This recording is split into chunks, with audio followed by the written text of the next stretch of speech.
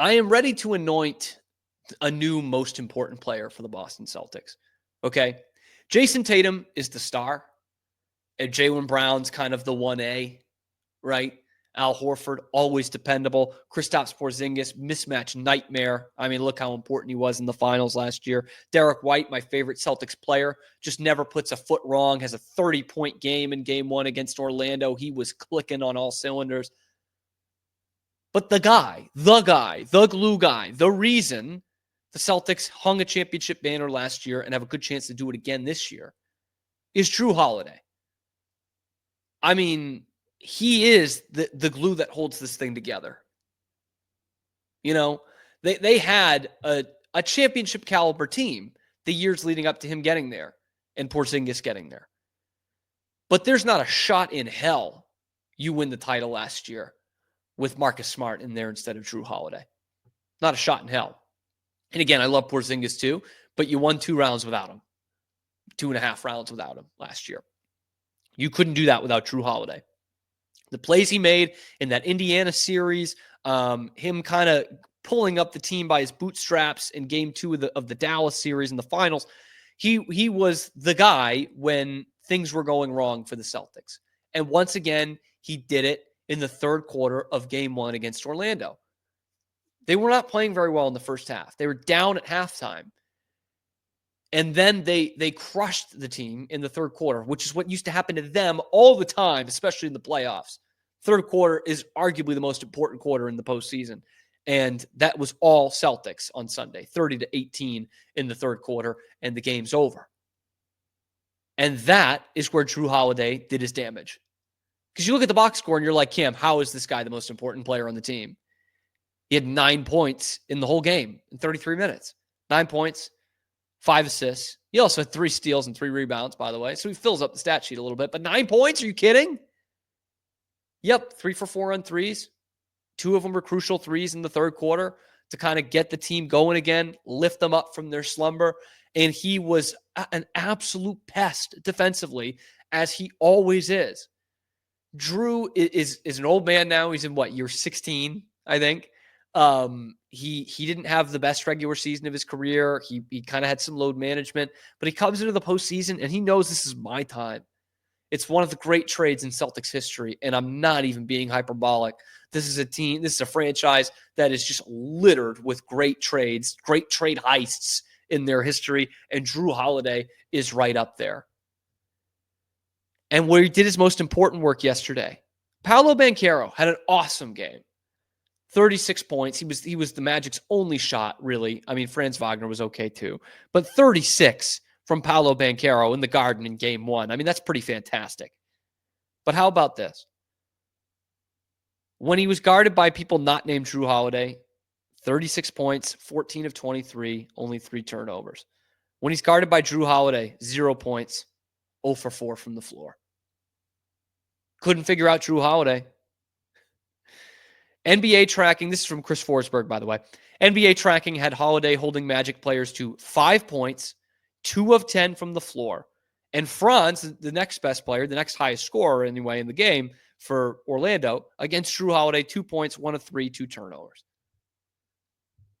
The guy can lock down anybody, man, like anybody. He is the most valuable player on this team. Derrick White's probably the most underrated player in the league. And people know Jrue Holiday, but they're still sleeping on Jrue Holiday and what he means for this team. So, let's not get it twisted. Tatum's the star. Jaylen Brown's right there, too. Derrick White's the guy that's still underrated. Al Horford's still dependable. Kristaps Porzingis, mismatch nightmare. But Jrue Holiday is the glue of this team. And when it comes to the postseason especially, I wake up in the morning after a Celtics win, and I just thank God that he's on our team. Because he was one of the worst players to go up against. The dude is just a flat-out winner and does whatever it takes to win games. Truly. Buys in more than any player of that caliber that I've seen in a long time. And I'm not saying Jrue Holiday is an all-NBA player, but he's going to make a Hall of Fame case. And is an all-star caliber player at the prime of his career. And yet, the dude just buys in. The dude's probably sacrificed other all-star appearances because he buys in so hard. And it's just, again, I can't believe how freaking dumb Milwaukee is, man. Like, that was so stupid. I know hindsight is 2020, but even at the time, I think a lot of us could have told you how stupid that was. You get a Hall of Famer in Dame Lillard, and that's great. And initially, when I saw that, just that Dame Lillard was going to Milwaukee, I was like, oh, shit. But then you see that Jrue Holiday goes in the deal. He goes to Portland. And first and foremost, the Bucks were a championship team because of their defense. And you sacrificed a huge sacrifice defensively. Dame Lillard has never, ever been an efficient defensive player. And, I mean, look at the numbers. Their defense went right down the shitter as soon as Jrue Holiday was gone. And then the second part of that, which, again, was pretty apparent at the time, was Portland's not keeping Jrue Holiday. What's Portland going to do with Jrue Holiday? You know, that guy's supposed to be winning championships. Portland Trailblazers are not doing that. I don't know if you need that news flash. They're not doing that. And you knew at the time there were 3 places that needed that kind of guy, that point guard who was, at this point in his career, defense first, right? 3 teams needed that. They were all in your conference. They were all contenders in your conference. It was the Philadelphia 76ers. It was the Miami Heat, who looked really poised to get one of those 2 guys, and it was the Boston Celtics. And it's one of the great trades that Brad has made, which is saying something because the Porzingis one was pretty good and the Derrick White one was great, that he went out there right away, put his balls on the table, and knew this is what it was going to take. And said, you know, Rob Williams, important part of our team. You know, great defensive player when he's on the floor. Malcolm Brogdon, 6th man of the year just months ago. Got to do it. Got to do it to bring in Jrue Holiday. And I'm telling you, that was the difference in an NBA championship versus making the finals or making another Eastern Conference finals. They knew they needed real change, and Jrue Holiday brings that. The guy is just a friggin' stud, man.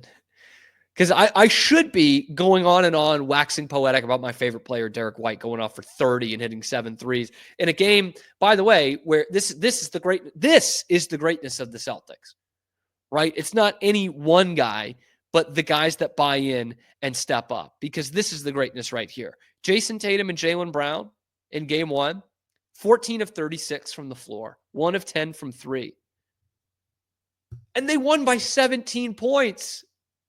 Like, it wasn't really close in the second half because Jrue Holiday plays this lockdown defense. And by the way, Porzingis only had 5 points in 26 minutes, right? Derrick White gets 30. Jrue Holiday makes the big baskets and locks down guys defensively. And bam, there you go. And by the way, Payton Pritchard with 19 off the bench. That's a huge difference from 2 years ago. Even more so than even difference from last year. Payton Pritchard is more ready.